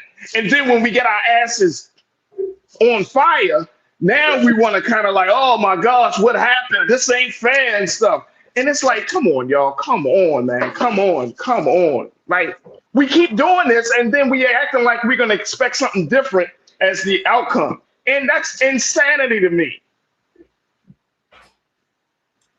I get where you're coming from. I understand your point. Mm-hmm. Good point. Yeah. Revonda Lynch, you said, thank you. Let's get the facts. If she admits it, I don't need any more details. That's just how I stand. If you said you did it, I don't need to know no more details. Because when did this happen, Kimberly? I mean, this part of the revelation, I think this been like 2 weeks, at least 2 to 3 weeks, right? That we've been talking about this. Right. 2 to 3 weeks. When she first came out, when this came out, she didn't make no statement and say, look, I denied this. Me and Nathan Wade never had this. She never said it. She went to the church. She said she has fallen short of the glory of God, but she did not say, she did not have a denial of the relationship. Now the heat is getting hotter and hotter and hotter. And now she was compelled to make this acknowledgement, right? And it's like, it's just sad. And I think emotionally, we're all just trying to figure this, we're trying to process this because we've seen this so many times. We're like, damn, man, we make a little game and then our own shortcomings, our own foot can get into the way. And even if it's a small foot, it's still a foot. We could still trip yourself up. Right. Yeah. All right. Let's take another pause, and when we come back, let's switch gears because I think we all need a mental break. Stay with us. It's The Culture here on the Black Star Network.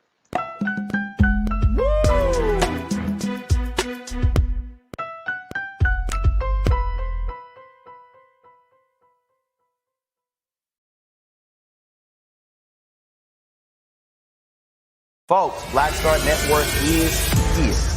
Hold no punches. I'm real revolutionary right now. Support this man, Black Media. He makes sure that our stories are told. Thank you for being the voice of Black America, Roland. Hey, Black, I love y'all. All momentum we have now, we have to keep this going. The video looks phenomenal. See, there's a difference between Black Star Network and Black-owned media and something like CNN. You can't be Black-owned media and be scared. It's time to be smart. Bring your eyeballs home. You dig?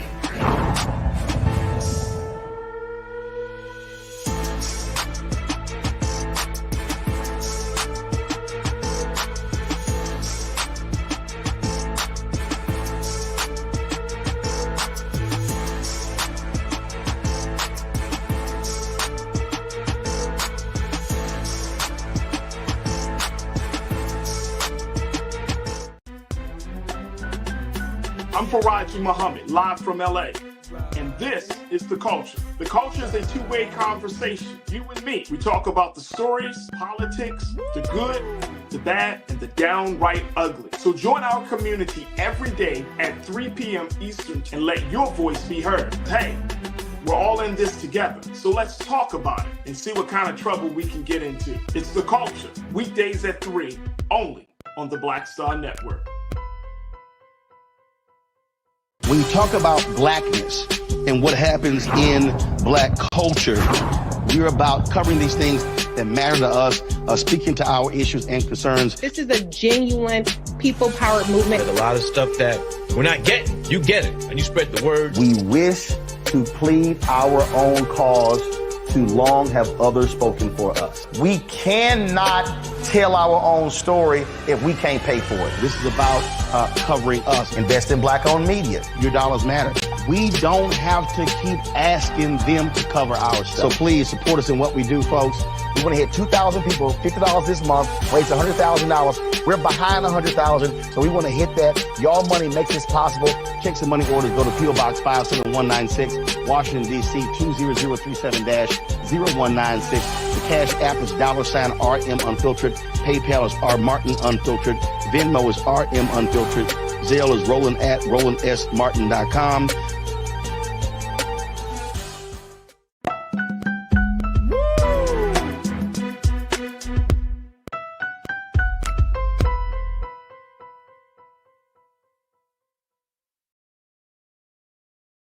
All right, folks, welcome back to The Culture here on the Black Star Network. I'm your host, Farajii Muhammad. I truly appreciate each and every one of you for being a part of the conversations. And who did I just see posting this? This is my sister. Who is this? Yvette? Yvette, thank you. Because I posted in the chat that even if we disagree with me, I'm so glad that folks are here. I'm glad that we're having a conversation. We needed to, and we still need to. Yvette, you said this is what we're supposed to do, agree to disagree. Right. Exactly.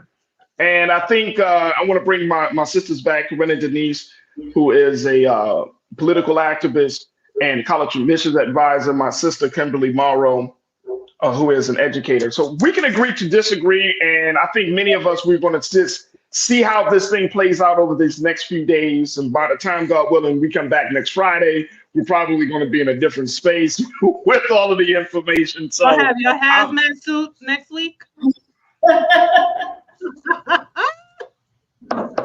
I might need one.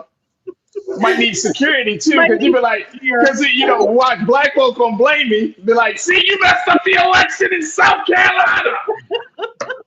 We're gonna blame Farajii, y'all.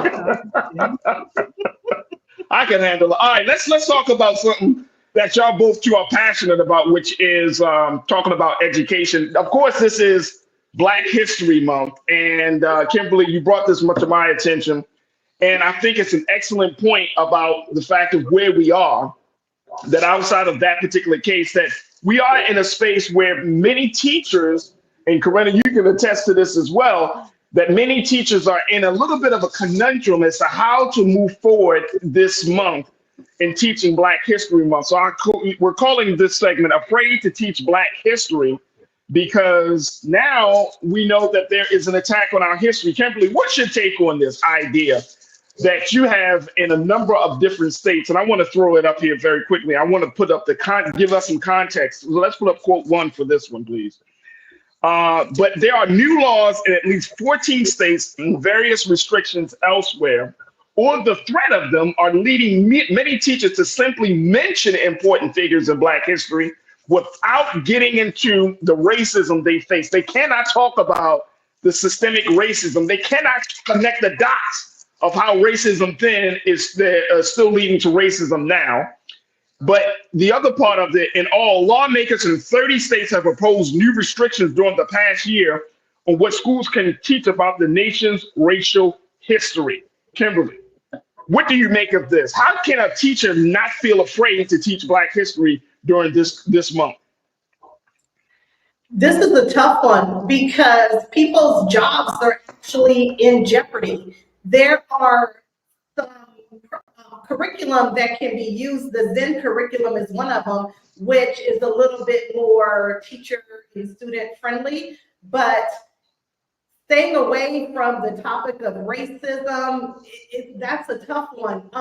One of the things that I would recommend teachers do, I would recommend they go to the ASLH.org website, ASALH.org website, and it talks about what the theme for Black History Month is every year. And this year, the theme is a little friendly for teachers who want to teach Black history. It's celebrating African American artists, past, present, and future. So perhaps allowing them an opportunity to celebrate these artists, and then recommending to students to do further research as opposed to them bringing it up themselves. And I'm talking about the teachers that are in those school districts where they have their thumb on their necks, where anything that they can do could possibly get them to lose their job. Corinna, what's your take on this? Yeah, I agree with Kimberly. Like, it's really tough right now because your livelihood is on the line, right? It's like, it's back to what we were saying in the last segment. We got to cross our T's and dot our I's, right? And, you know, it's unfortunate because they can't go in depth and really unpack some of the things in these lessons, because then you're going to be accused of, oh my goodness, teaching critical race theory, which is not even taught on a K through 12 level. So it's really unfortunate because now it's tied to, oh my gosh, am I going to get fired? You know, being a teacher is hard enough. You're overworked, underpaid. You know, you're spending out of your own pockets. We have these outrageous book bans, but I think Kimberly made a great suggestion is, you know, at the very least, maybe pointing the students in the direction, you know, objectively, here's, if you'd like to learn more, here are some things you can do on your own outside of the classroom. And I also want to tie back in the parents. We have to also remember that just because this history, unfortunately, is going to look different in schools, it has always been. Let's just be honest here, because we've never taught it to its fullest capacity. But even with these book bans, Farajii, like, we still have access to the books. Maybe not in the schools, maybe not in some of our public libraries, but you can still purchase them. So I think that that's just another way. Now, unfortunately, it's risky for a teacher to be like, oh, hey, you know, we can't teach it in class, but I can give you the list of some books, because God forbid a child gives that to their parent. That's going to start something all over again, right? And cause outrage and upset. But I think there is a roundabout way to, you know, inform kids, like, you know, you can learn more. You can, of course, this is a foundational aspect here in the classroom, but you can always take it upon yourself to go and learn more about Black history if you want to, you know, expand about that and become more knowledgeable. So I think teachers are going to have to get really creative, because it's just going to have to be like a fine balance into, you know, protecting your job. It's just so unfortunate and jacked up, if I can just say that, that we're fearful of teaching our own history. But yeah, it's bad. And you know, I'm in Florida, so. Yeah. Your governor, he off the chain right now in Florida. He's really off the chain. He just happens to occupy the governor's mansion, but I don't claim it. Oh yeah, I understand. But here's the thing, though, Corinna, and I know you're going to have to jump off in a moment, but here's the thing, like in terms of, you know, fighting back against this. Like, I'm in LA, so our like primary is March the 5th. The political season is already upon us. What can Black voters do? You know what I'm saying? Is there anything that we can do, you think, right? It's a situation where we're just going to have to kind of work on it for next year, because I was trying to figure out, like, what's the recourse politically that Black voters have at this point. I think what we can do, especially when in an election year, we need to become more vigilant. Well, I mean, more visible, should I say, right? Like I mentioned last week, there's some community meetings coming up in my area where the school board is going to be talking about different changes and getting suggestions from the community. I think it's important that we are present at those meetings. Parents becoming more involved in the schools. We have to fight back too, because while we're upset, what are we doing to push back and show our visibility? Those who are against us teaching this history, they're showing up to the meetings, right? They're showing up to the school. They're raising the questions. They're meeting with administrators and teachers and the like. And we have to do the very same thing, right? To show that we're not going to stand for this, but it has to be a consistency of showing up and showing out and being in those spaces while we're trying to push back against these things. If we don't, then we're just going to see more of the same. And ultimately, we want things to change. But in the meantime, while we're fighting back, we still got to teach the history. And if they're not doing it in school, we got to get creative and do it some other way, right? So even if that means teacher, outside of the classroom, other organizations, other ways, or maybe just talking to parents, depending on who it is, like, hey, here are things, if you would like, they're available to you, right? So it's like just being very strategic and careful to kind of disseminate information without crossing that line, which it really shouldn't be crossing a line. Let's be honest here. But unfortunately, that's what we have to work with. But I think especially we have to gather, like I mentioned last week, just like those Moms for Liberty, okay, show up at a meeting. Where are our parents in our community, right? Where is the village that it takes to raise our children? We need to be showing up and being in these spaces to push back on these egregious actions, because it's ridiculous. Our teachers shouldn't be fearful. You're fearful to teach Black history, and you're fearful that someone's going to come in and shoot you. It's ridiculous. And given that, very quickly before we take our next pause, Kimberly, given that you are a homeschool advocate, and so many people I've heard, so many Black people I've heard, whether they're part of the crew or just in real life, I've heard so many folks say it's time for us to go to the homeschooling option. But can you break that down for us? And I know it's a big discussion, but is that a viable option at this moment?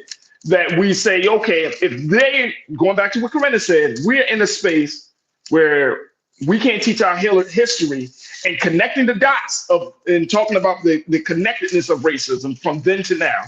If we're in a space where our children aren't getting the resources, if they got to go through shooter drills, why am I going through all of this? I can keep my child at home and be safe and know that they're going to be covered. What's your take on that homeschooling conversation? Especially when you have some districts like in Baltimore and Los Angeles, they have thousands, 80, 90, 100,000 kids, 100,000 children in these districts. Oh, homeschooling is definitely an option. I encourage it. Of course. I have a number of parents who prefer it. Now, it is definitely for parents that are planning to be proactive with their children's education. There are parents that I work with. I strictly work with their students online. So they still have to make sure that their students are going to be signing in, are getting the work done. I have some parents that simply, they are their child's teacher. I'm just the umbrella and they do everything. So it really just depends on your level of ability to commit to your child's education. But you can definitely, I recommend obviously, I recommend the homeschooling. Absolutely. Yes. I think it's something worthy of discussion. Yeah, you have more control over the curriculum, over what your child is learning, and how much time you're able to spend. None of the, okay, we have to be finished with this. We can only spend 2 weeks on this because we're going to be tested on this, at the end of the month. So you can actually spend time with your child working on things that matter to them and that are important for you, as a family. So yeah, I definitely recommend it. Our school, we are actually going to be sharing some Black history lessons over this month. So if you wanted to visit our YouTube or our Facebook page and get more information, you can definitely do so. Go ahead and put that out real quick, Kimberly, before we take our next pause. Okay, it is dlmacademy.org. dlmacademy.org. Yes, that's the website. Okay. That's the website address.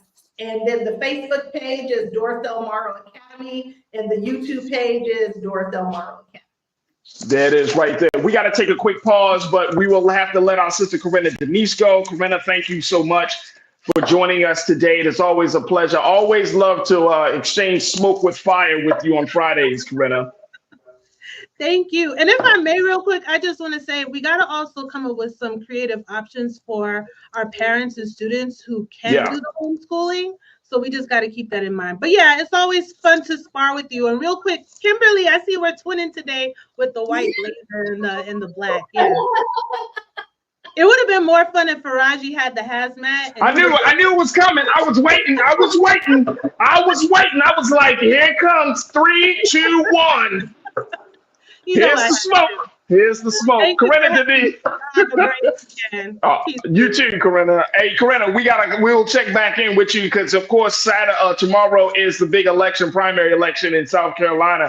We will see how Black folks will turn out for this particular primary. So we'll have a lot to discuss next week, God willing. My sister Corinna Denise, make sure y'all follow her on all of her social media platforms under Ren84. And she's doing some fantastic work of political organizing and, more importantly, getting young people into colleges and helping families make that transition. So, Corinna, thank you so much for being so good for the culture.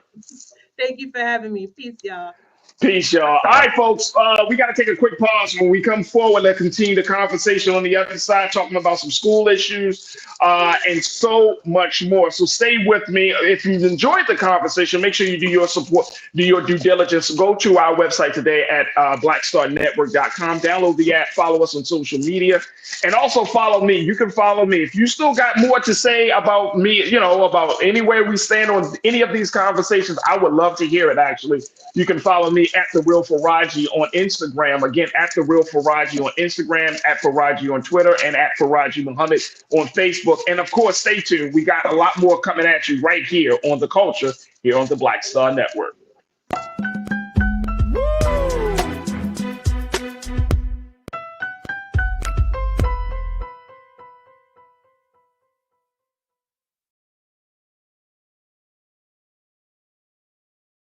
Black Star Network is here. Oh, no punch! I'm real revolutionary right now. Thank you for being the voice of Black America. All momentum we have now, we have to keep this going. The video looks phenomenal. See, this difference between Black Star Network and Black-owned media and something like CNN. You can't be Black-owned media and be scared. It's time to be smart. Bring your eyeballs home. You dig? When you talk about blackness and what happens in Black culture, we're about covering these things that matter to us, speaking to our issues and concerns. This is a genuine people-powered movement. There's a lot of stuff that we're not getting. You get it, and you spread the word. We wish to plead our own cause. Too long have others spoken for us. We cannot tell our own story if we can't pay for it. This is about covering us. Invest in Black-owned media. Your dollars matter. We don't have to keep asking them to cover our stuff. So please support us in what we do, folks. We want to hit 2,000 people, $50 this month, raise $100,000. We're behind 100,000, so we want to hit that. Y'all money makes this possible. Checks and money orders go to P.O. Box 57196, Washington, D.C. 20037-0196. The Cash App is $RM Unfiltered. PayPal is R Martin Unfiltered. Venmo is RM Unfiltered. Zelle is Roland at RolandSMartin.com.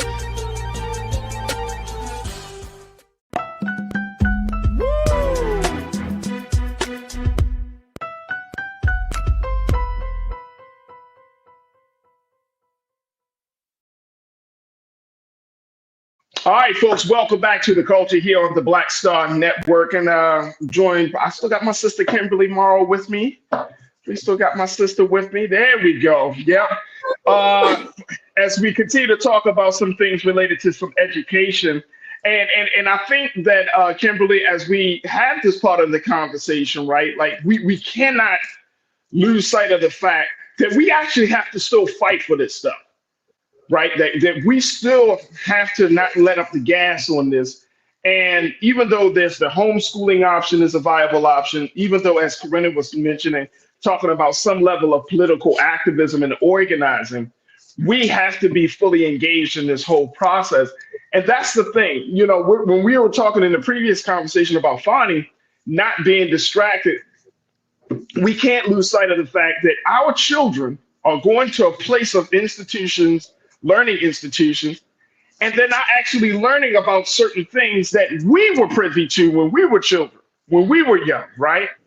And then imagine going through high school. You know, first you're going through elementary school, then you go to junior high, then you go to high school. And by the time you get to high school, you just learning about the Black Panther Party, but that's even contingent upon whatever school district you're in. You may never learn about the Black Panther Party or the Black Power movement in your school, because some people, whoever the administrators, would deem that as racist.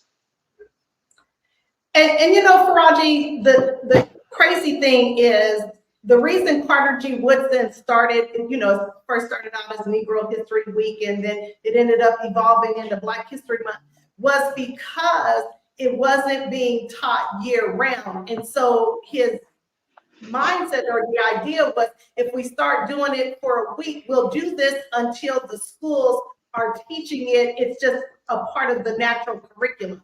So we don't have to take a month off to celebrate Black history. It's something that is embedded in the curriculum. And the sad part is that never happened.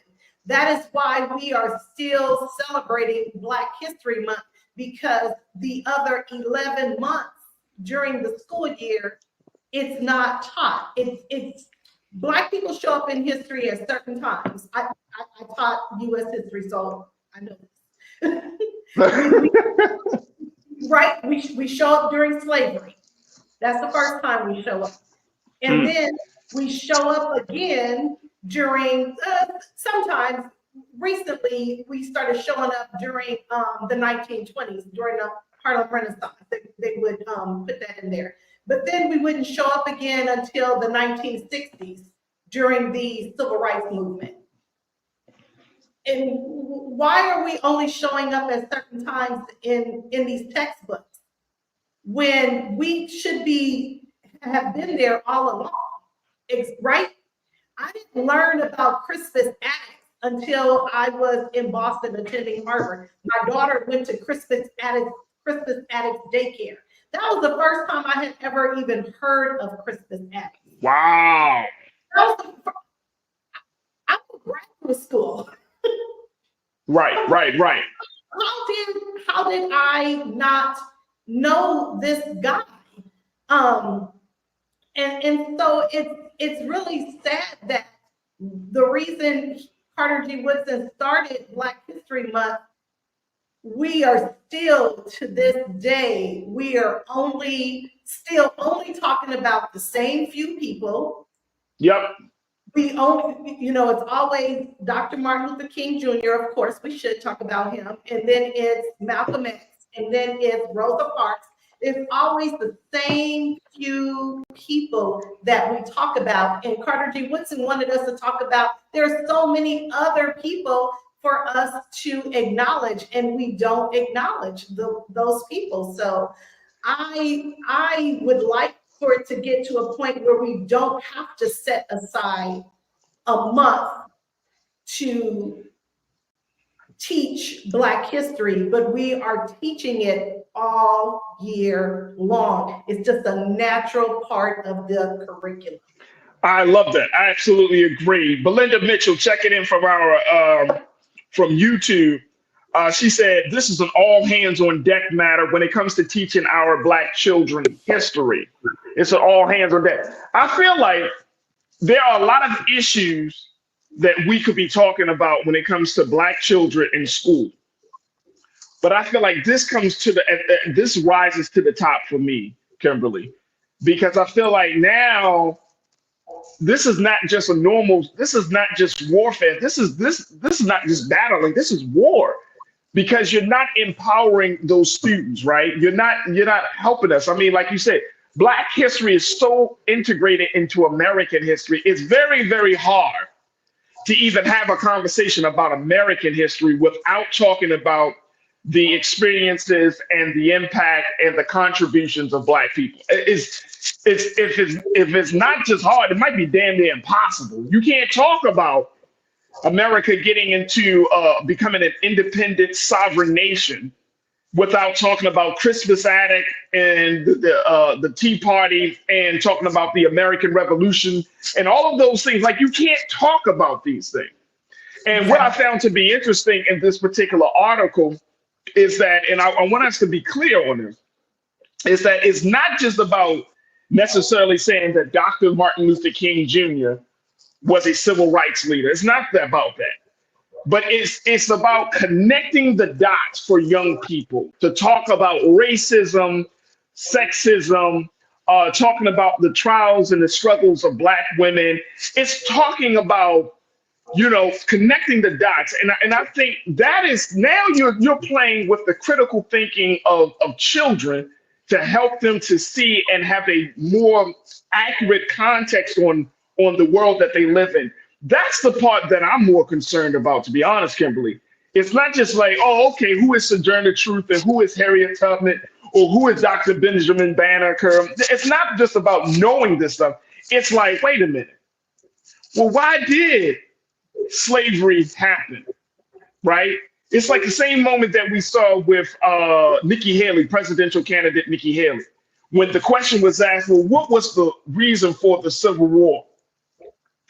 And you go all around the barn instead of just saying slavery. And so when people can't connect the dots of history, then that's when I think now we're playing with real fire here. What's your take on that? Well, I thought it was pretty funny when she did that, but you know what? I wasn't even really mad at her when she did it. I taught in North Carolina. Yeah. And I had to teach, you know, the North Carolina standards. And so what they said, the 5 causes of the Civil War were, it listed a lot of different things, but it didn't outright say slavery. So I really was not surprised when she said that. It's like, okay, duh, of course it's slavery. But even when I was teaching it in North Carolina and they told us the way we should teach it, I was like, this doesn't say slavery. It actually said states' rights. Right, right. They wanted us to teach it. It was about states' rights. But then I would further tell the students it was about the states' rights to own slaves. Right. So when right. she said that, given the fact that she's from South Carolina, I was not surprised that she said that. And when she said, of course, we learned that in school, I was thinking, did you really learn it in school? Please. Because I tell you, the way the South teaches the Civil War, it's as though they really believe the South is going to rise again. So I was not, I literally was not surprised. I taught in South Carolina and I taught in Georgia. I taught in Atlanta, so that was a lot different. But the Georgia state standards, it still goes by the 5 things, and it talks about states' rights. It doesn't say that one of the causes was slavery. It says states' rights. So we have to be vigilant about the terminology because words matter. I know we were always taught sticks and stones break my bones, word can't hurt me. That's an absolute lie. That's a myth. Words matter, especially in the context of this. When you're talking about states' rights versus slavery, those are 2 different things. Exactly. 2 different things. You don't like my music. You said to me, you said saying slavery is CRT, apparently, Farajii. Absolutely, you don't like my music. I think you're right. You can't even use the term slavery, right? And even some of us as Black folks, we start to take on certain terminology within our culture, right? That you're like, wait a minute, where did that come from? Now, it's not a problem if you said, okay, that I know that there's been a big change in the language that we don't want to say slavery because we don't want to identify our ancestors as just being slaves, but we say the term enslaved, right? And to give them their humanity and their identity. So I definitely understand that. But I'm not going along with this BS and talking about states' rights and freedom. Man, please. You can keep that for yourself. And you might as well just say, yeah, states' rights with alternative facts. Right. It just becomes this other thing. It just becomes, yeah, go ahead. Absolutely. Absolutely. So, we will see. My hope is that teachers will find the creative way that I know many teachers will find the creative way to teach this. But even more importantly, I think you and Corinna have been emphasizing this point. As us as Black parents, we have to step into the gap. And I think that, yes, ma'am, go ahead. And can I say this? It is not just important for our Black students to learn Black history. I taught at a predominantly white school my last couple of years teaching. It's just as important for white students, Latino students. It's just as important for them to know this history as well. So I really hope that especially if you are a Black person and you know white people, that you share this with them as well.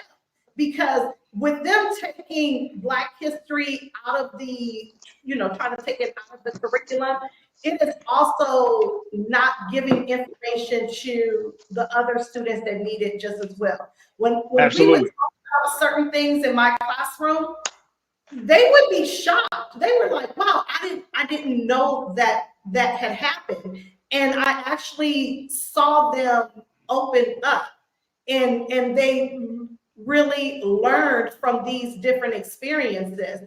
I just think we're not just doing our children a disservice, but we're doing all children a disservice when we don't teach African American history in schools.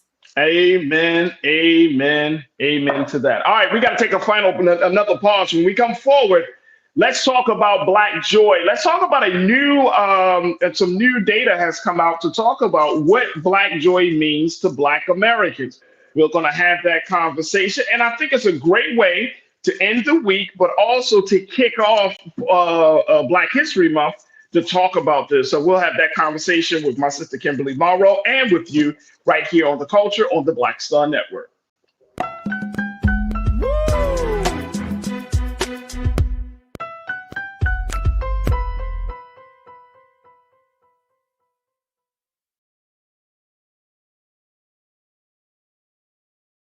Pull up a chair, take your seat.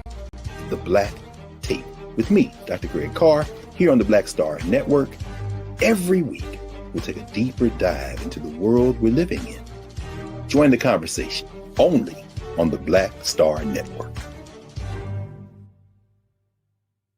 Black Star Network is here. Oh, no punch! I'm real revolutionary right now. Thank you for being the voice of Black America. All momentum we have now, we have to keep this going. The video looks phenomenal. See, there's a difference between Black Star Network and Black-owned media and something like CNN. You can't be Black-owned media and be scared. It's time to be smart. Bring your eyeballs home. You dig?